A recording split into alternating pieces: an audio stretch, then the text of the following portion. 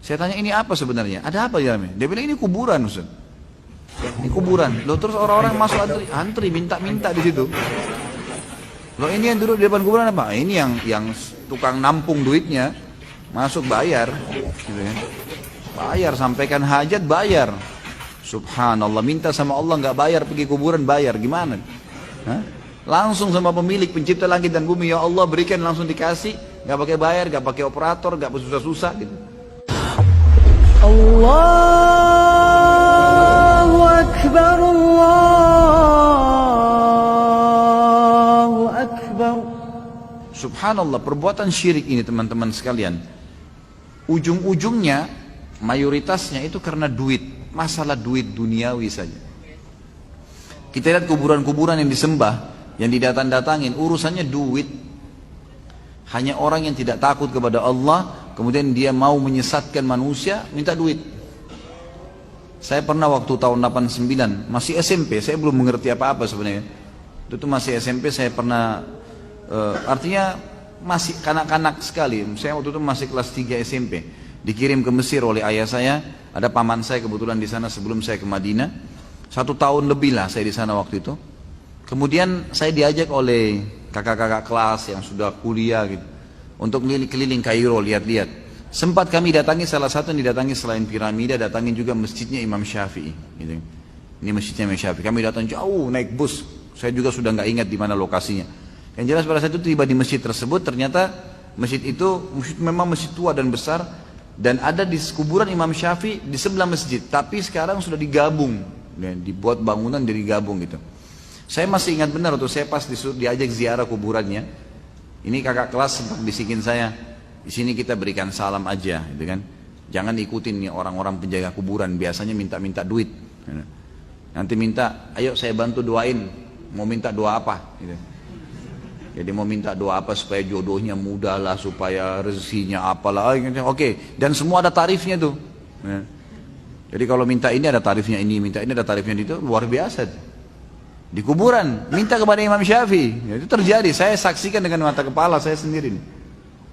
Subhanallah, itu dibisikin saya dalam bahasa Mesir, dalam dialek Mesir waktu itu. Kamu saya doakan minta sesuatu sama Imam? Saya bilang enggak, terima kasih. Saya sudah tahu kakak kelas tadi saya ini sudah bilang gitu kan. Yang maksud saya ini senior kami yang lebih dulu datang. Jadi kami cuma datang, tapi itu fenomena yang saya lihat. Dosen, setelah saya pergi ke Madinah, ada satu dosen saya di tingkat 3 kuliah, fakultas dakwah waktu itu. Dr. Fahad, semoga Allah jaga beliau. Beliau ini Masya Allah mengajarkan materi yang sangat menarik, akidah, dan suka berikan contoh-contoh yang hidup gitu, yang tepat. Dia cerita, dia bilang salah satu fenomena yang menunjukkan memang syirik ini tersebar selain permainan syaitan juga karena manusianya tamak terhadap urusan dunia. Terjadi di satu kota namanya Tanta. Tanta ini kurang lebih, saya kalau tidak salah ya, sekitar 200 km dari kota Kairo di Mesir. Di sana itu ada satu orang namanya Badawi. Badawi ini sebenarnya tokoh masyarakat, tapi bukan orang yang punya, bukan juga syekh, bukan juga seorang alim ulama yang besar gitu. Tokoh masyarakat. Waktu dia meninggal, gitu kan, ada satu masyarakat di situ yang mewakafkan tanah untuk kuburannya dia. Diwakafin lah di tengah-tengah perkebunan. Biasa saja orang dikubur, seperti jenazah umumnya, orang masih tidak buat apa-apa. Berjalan waktu ternyata pemilik anak turunan pemilik kebun itu sudah mewarisi kebun itu. Maka mereka menjuallah kebun-kebun itu. Sampai akhirnya kuburan ini yang tadinya ada di dalam kebun sudah ada di pinggir jalan.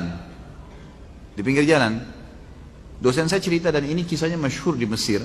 Dia bilang ada 2 orang datang dari kota Kairo naik mobil, kebetulan lewat di kota itu, ban mobilnya pecah pas di dekat kuburan itu. Yang satu lagi perbaikin ban, yang satu ini licik.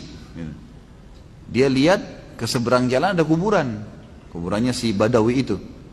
Kuburan biasa, orang-orang rupanya pada saat dia lihat 10 menit itu orang ulah lalang, setiap orang lewat berikan salam. Kuburan, sunnah Nabi berikan salam kan. Dia berikan salam kuburan itu. Dia lihat kok banyak orang yang mampir nih, gitu kan.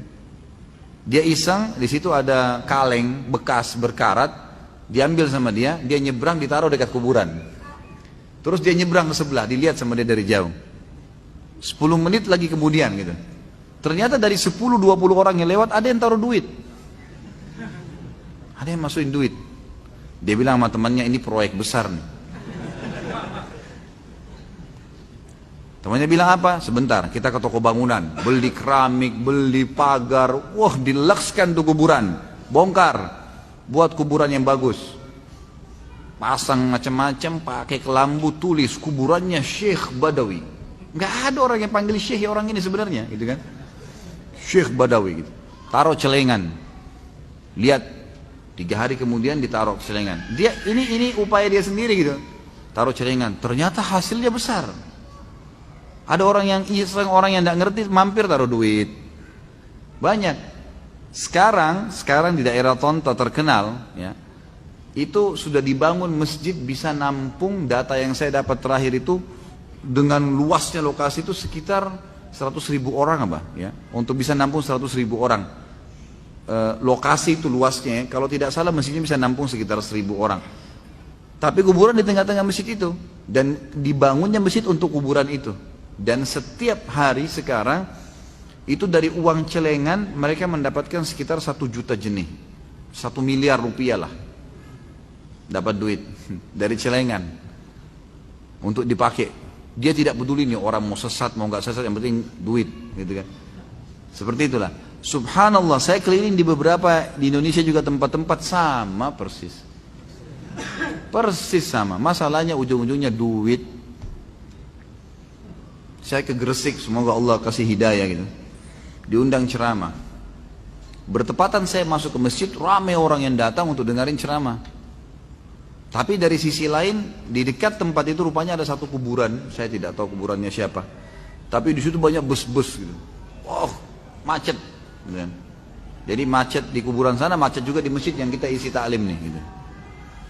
Terus saya tanya pengurus masjid, Pak, ini kemana sih mereka-mereka ini? Oh, ziarah kubur Ustaz. Ada Sunan siapa di sini?